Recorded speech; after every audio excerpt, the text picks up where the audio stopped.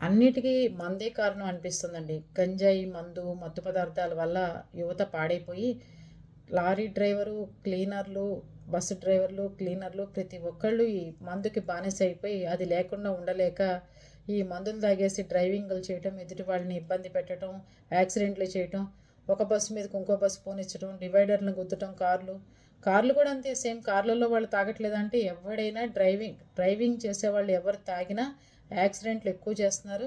నిన్న 3 పల్టీలు కొట్టి కారు కింద పడింది హైదరాబాద్లో, డివైడర్ను కొడితే.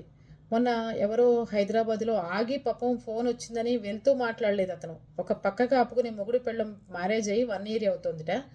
వాళ్ళకి ఫోన్ వస్తే ఆగి పక్కకు ఆపుకుని మాట్లాడుతున్నారు. వెనక నుంచి వచ్చేసి వెహికల్ వాళ్ళని కొట్టింది, జీప్ వచ్చి.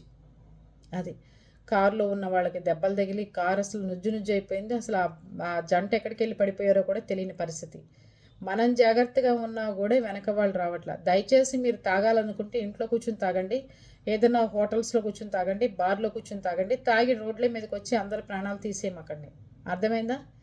తాగి డ్రైవ్ చేసిన వాళ్ళు ఎవరికైనా సరే వాళ్ళ ఇన్సూరెన్స్లు క్యాన్సిల్ చేయండి, వాళ్ళకి వచ్చే పథకాలు క్యాన్సిల్ చేయండి, వాళ్ళ ఇంటికి అందాల్సిన ప్రతి డబ్బు క్యాన్సిల్ చేయండి. అప్పుడు ప్రతి ఒక్కడు నోరు మూసి కూర్చుంటాడు. అది పరిస్థితి. తాగంగానే ఇన్సూరెన్స్ డబ్బు ఇచ్చేసి రోడ్డు యాక్సిడెంట్ అయిందని, లేదంటే ప్రభుత్వం పథకాలు ఇచ్చి వాళ్ళ ఇంట్లో వాళ్ళని పిలుచుకొచ్చి ₹1,00,00,000 డబ్బులు ఇస్తే ప్రతి ఒక్కరు తాగి రోడ్డు మీదకి వచ్చి ఇంతమందిని యాక్సిడెంట్లు చేస్తున్నారు. అది పరిస్థితి.